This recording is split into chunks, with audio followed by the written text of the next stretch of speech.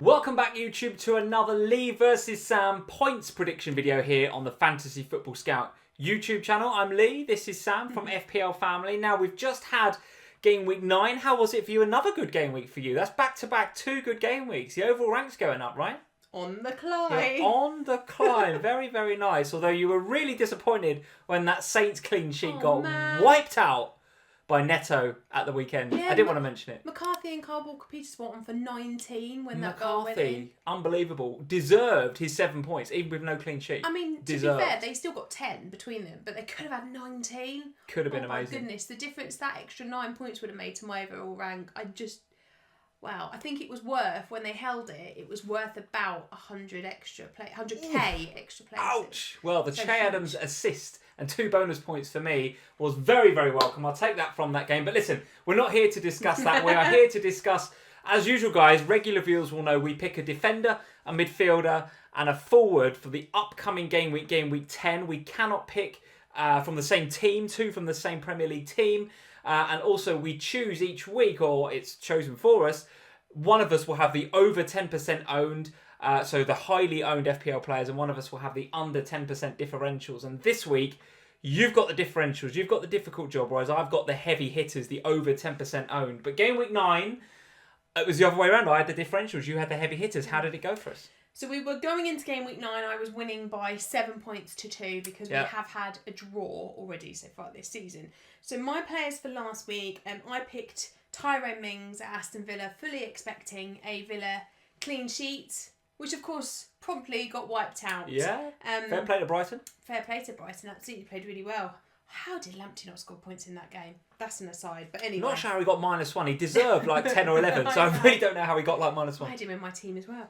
Right, so Tyrone Mings, just the 1 pointer from him, which was a little bit disappointing. However, firmly made up for by my other 2 players. Bruno Fernandes, doing Bruno Fernandes things with a goal, a clean sheet, and 3 bonus points, getting 11 points. Thank you very much, Bruno. That is very nice. It was nice to see he was my captain as well. And I didn't need that extra line in there, by the way. He was a lot of people's captain. Oh, unbelievable. Anyway, we'll move on. And then up top, I had the maestro of this season, highest goal scoring player in the game in Dominic Calvert-Lewin. DCL, yes. Yeah, 2 goals, 3 bonus points, and 13 points. So 25 in total. Pleased to have his Brazilian mate back, wasn't he? Richarlison back in the team. All of a sudden they win. Now, I know it's Fulham. More on those guys later on, but DCL, smashing them in every week. Absolutely. You, as you said before, had the differential picks for this week. You went Patrick Van Arnhout as your defender.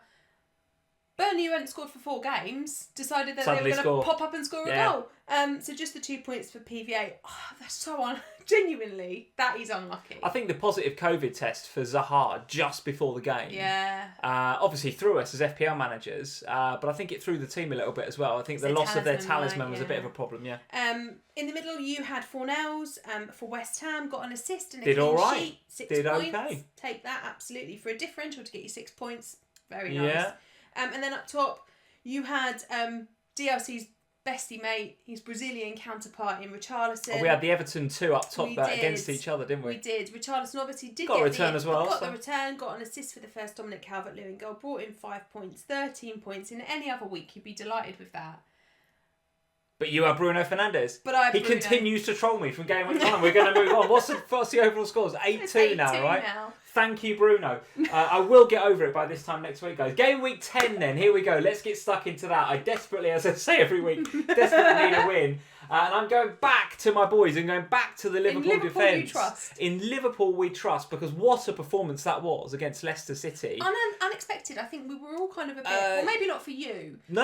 It was unexpectedly good. I was obviously hoping, and it would have been... and it was the record win, or the record unbeaten run for Liverpool at Anfield in our history. So I was obviously hoping for something from that game, but I didn't expect us to go out and dominate. Particularly with all the injuries and the COVID tests. Well, this is it. But Fabinho came back from injury and slotted in at centre-half and looked absolutely fantastic there alongside Matip. And that, I think, gave the rest of the team a bit of confidence. Now, that Liverpool back line all of a sudden looks investable with the fixtures coming up, not least a trip to Brighton. Now, of course, we are recording this before a lot of the Champions League games are played, so... Oh, touch wood, Robbo, don't get injured. But if Robbo was to get injured against Atalanta or something, then that's going to affect our picks here. But I'm going to go for Robbo. He got me 12 points this game week with what can only be described as a phenomenal assist for Diogo Jota. I think Albrighton was trying to... There's a good battle between those two down that side, and he just beat him in that moment and whipped in a phenomenal cross for Jota. And we know that Robertson's got that in his locker. He can get the assist, and when he does, tends to get bonus points alongside it, especially if it comes with a clean sheet. So 12 points for Robbo ahead of the next 3 fixtures in particular look good for Liverpool. I'm going to go back to... Well, I'm going to go back to him here, but he's never left my team. And do you know what? I'm all of a sudden pretty happy that I've got him. You're not invested in the Liverpool defence. How are you feeling about it? And I must say, I wasn't too worried about not being invested in the Liverpool defence ahead of that Leicester game, because I thought, it's Leicester, they're going to come. Vardy's been doing Vardy things of late, and you're missing your key assets. I mean, I was a Trent owner until the international break when he got injured. So I wasn't too worried about it, but actually having watched the game against Leicester, I thought they played really well. I thought Nico Williams had a good game as well on the other side of the pitch for Robbo. So... Am I concerned about it against a Brighton side that haven't exactly been prolific with goal scoring? Absolutely, there could be clean sheets there. I think the only saving grace is that there's plenty of other opportunities for clean sheets in other teams this week. Okay. So I think my pick will be able to match yours in terms of the clean sheets anyway. All right, well, let's have a look. 3 assists already this season for Robertson and 17.9% ownership, but 2.9% ownership for Aymeric Laporte.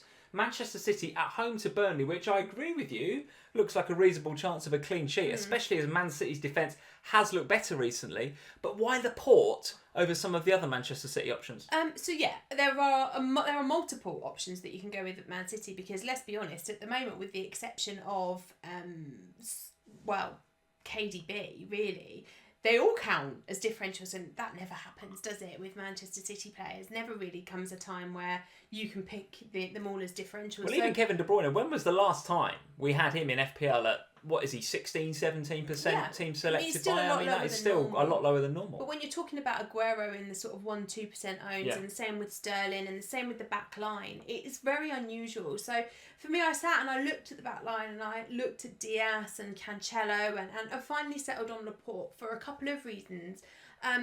His performance against Spurs, I think, was what tilted it just in his favour.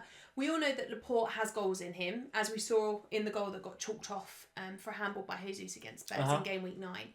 Nice finish that, incidentally. It was a nice finish, and it was that actually that swayed me onto him. I think if budget restrictions are a factor in your decisions, I'd go Cancelo, but I think at his price point, if that's the money you want to invest, Laporte is a really nice option.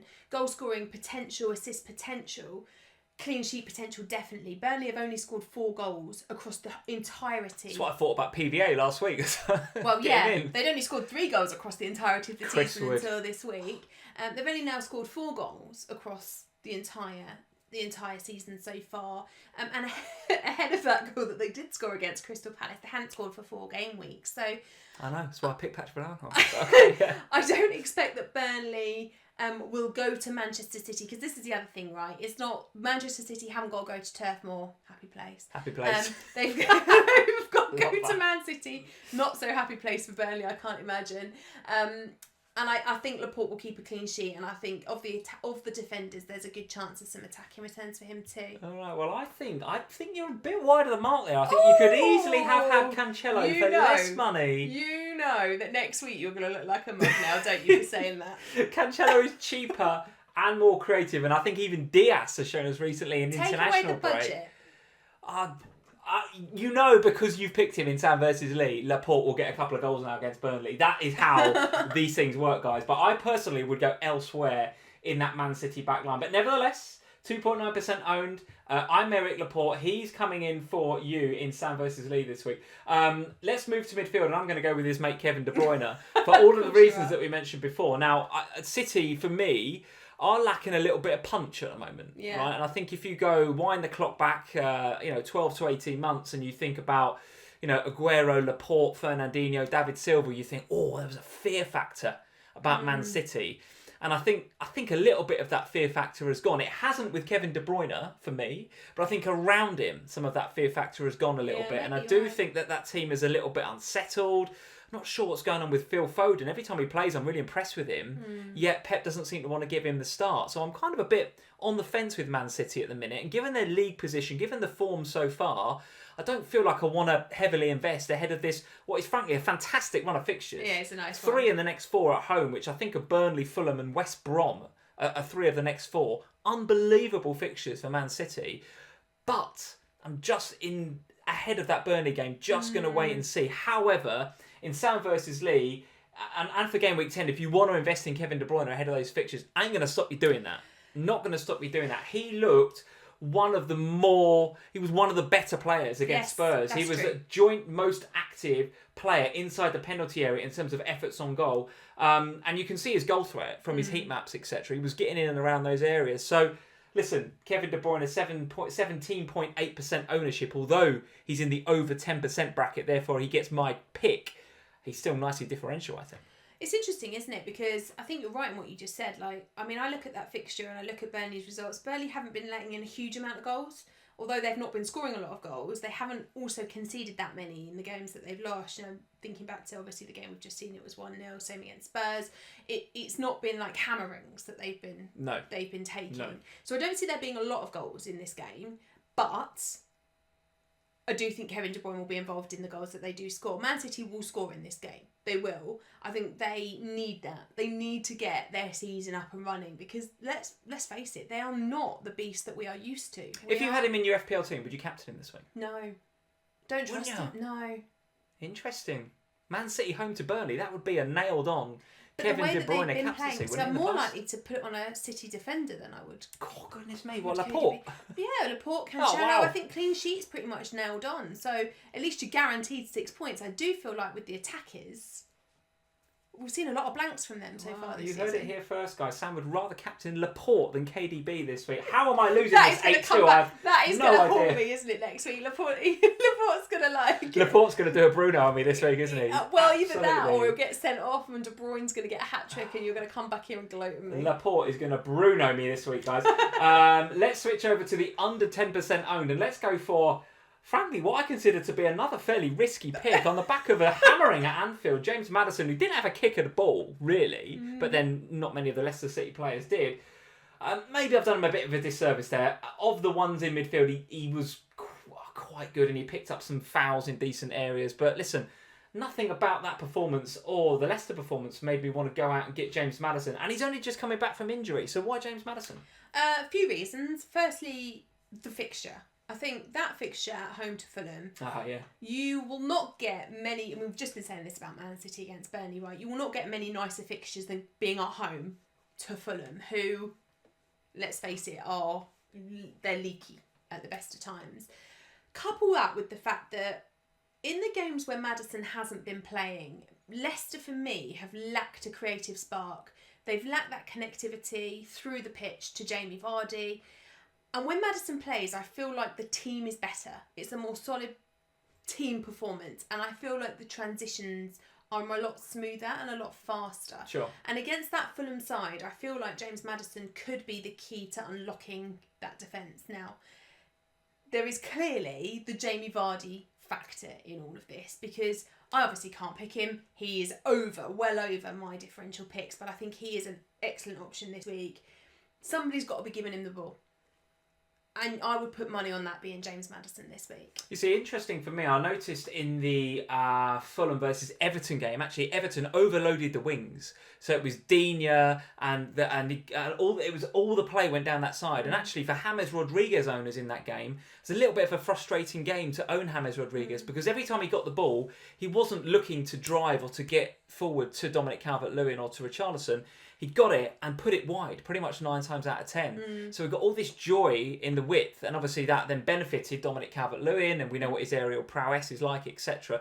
So I think if Leicester are smart, they'll take a leaf out of Everton's book and they'll do the same. So James Justin, I think, is a great pick for this week. And not only do I think he'll get a clean sheet at home to Fulham, looks pretty good because as we know, even if Fulham get penalties, pretty much a pretty strong chance they're not going to score that. So James Justin looks a good pick for me. And I'll talk about my forward that I've picked in a minute, spoiler alert.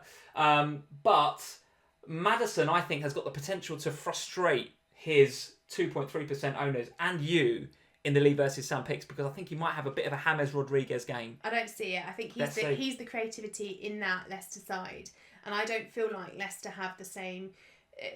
Everton have fantastic men running down those wings in Digne and Richarlison, and I don't think that Leicester do have that same scope that Everton have had so far this season. I fully expect it to be the James Maddison and Vardy parties at the weekend. Okay, all right. Well, let's move to Vardy then. He's obviously my pick, and for all of the reasons that we mentioned about Fulham, right? And I saw Mark Sutherland's tweet this at the weekend. He was saying he genuinely thought Fulham was starting to get their act together because Fulham had conceded, a ton of goals in the first sort of 5 game weeks. They've conceded 17 so far this season. Yeah, but in the last 5 game weeks, they'd only conceded 5 goals, I think. So Fulham, that defensively, all right, wasn't perfect, but I just felt like, hold on a minute, they might start be getting baby steps towards being good. And then in the first minute, what was it, within seconds, Dominic Calvert-Lewin scores against them at the weekend. I just think, this is just going to go back to where they were before. So, I think there is a case for targeting Fulham with your captain for the next 3 game weeks, actually. And you could, if you want to captain Vardy this weekend, I'm not going to put you off for that. And then obviously a Man City player in game week 11, De Bruyne or Aguero or Laporte if you fancy going there. And of course Liverpool play them in game week 12. So then you're talking about Salah or whoever, right? So there is absolutely an option to target the Fulham whipping boy defence. I'm afraid to say that I thought was going to be better. No. Maybe now they are back to being proper whipping boy status after that Everton defeat. I don't think they were ever better, is the honest truth. Yeah, maybe it was the opposition they were against just wasn't that great. I think so. I think they just played some opposition who didn't score as many goals. And then we saw in game week 9, they came back up against a decent opposition in Everton who have been, when they've got all their players fully fit and available, have been really, really good, particularly going forward. And we saw within a minute they broke down that Fulham attack and I think, or defence rather. I can't see anything. I think also Leicester are going to be angry. They are going to be angry. I mean, you saw in Rodgers' post-match interview after that Liverpool game. He at no point credited Liverpool. It was all about how bad they were. Standard Rodgers behaviour. Well, yes, maybe, but I think that tells you something about how he viewed that performance, and it tells you something about where he places the blame for that performance. And he will, and the Leicester fans will, expect a response from their team in game week 10.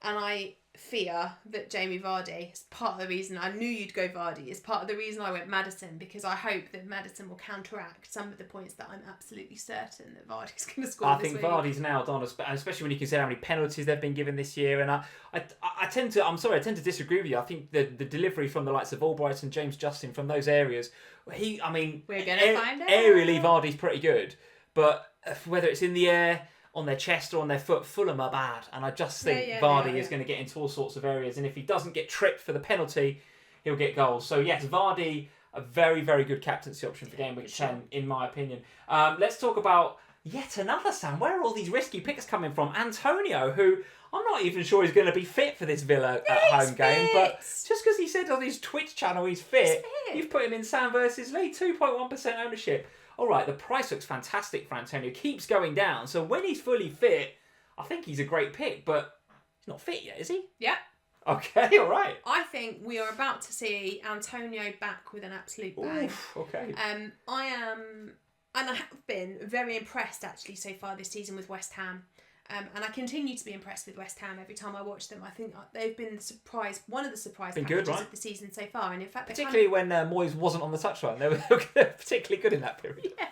And they're coming up against one of the other surprise packages of the season so far for me in Aston Villa. But Aston Villa, game. Yeah, it should be a good game. Yeah, I think so. But Aston Villa have been so inconsistent over the last few weeks. Some matches you watch them and they are outstanding, and they go out there and they smash Liverpool. And then other weeks, you expect them to go out there and win games comfortably, and then they fall by the wayside. Do you think the loss of Barkley is a big miss? And I think the loss of Barkley is huge, which will have an impact. I wasn't sure about this game. As an owner of both Villa and West Ham players in my actual FPL team, I was looking at this game thinking, goodness, well, what do I do about that? Because I own Creswell and Souček, and I own Watkins. Do I play Watkins against them? But I felt like the loss of Barkley in game week 9 was so detrimental to the whole way that Aston Villa set up. And I think that without him in game week 10, that will allow more opportunities for the West Ham attack. And I think it isn't going to be a Haller sort of game. And I think if there's a choice to be made, if David Moyes has got a fit Antonio, he goes straight back into the starting lineup. I cannot see anything other than that happening. And for me, Antonio says he's fit. I trust him, and I think he'll be a good pick for game week 10. Okay, well, I like that you trust Antonio, but I like his manager, and I trust his manager even more because he's the guy that picks the team. Here's a quote on the Fantasy Football Scout website you guys can find for yourselves. Mikael is back in training, David Moyes says. He's getting much closer to full fitness, that's for sure. Really important player, important for how we play. If we can get him back, good, but I don't want to say if we can because at the moment we're not quite sure if he's ready yet. That, Sam, even at 2.1% ownership, is a nice differential, but that is what you call a risky pick, Mikael Antonio. He's got ages to go till the game, yeah. Not only that, Haller had a good game at the weekend, and I don't often say that, guys. I don't often say that. Well, there we go, guys. Bring on Mikael. Get in the comments below. Let us know what you think about our picks for game week 10. Either my over 10% picks, hashtag Team Lee, or hashtag Team Sam in the under 10% picks. To be fair, with the picks that you've got, with the premiums in the fixtures that they have this week, Vardy against Fulham. Are you getting your excuses in early? No. Okay, good. Who's winning 8-2? Vardy against Fulham, KDB against Burnley, and Robertson against Brighton. If they all don't return, I'll be astounded. Yeah. My guys... You've got 2 unfit players in Laporte. Hat-trick coming for Laporte. Oh my god. Laporte is so good at Bruno me this week, guys. Get in the comments below. Let us know who you think's got the better picks. And if you've got your own picks, your own over 10% top picks, or even your under 10% differentials, let us know in the comments below. Leave us a like if you enjoyed the video. Hit that subscribe button if you're new around here. If you haven't subscribed to the Fantasy Football Scout channel yet, hit that red subscribe button. Make sure you hit the little notify bell as well so you know when a new video comes live on the channel. And we'll see you next week when surely, guys, I'm going to get a point on the board. We'll see you soon. Bye, guys.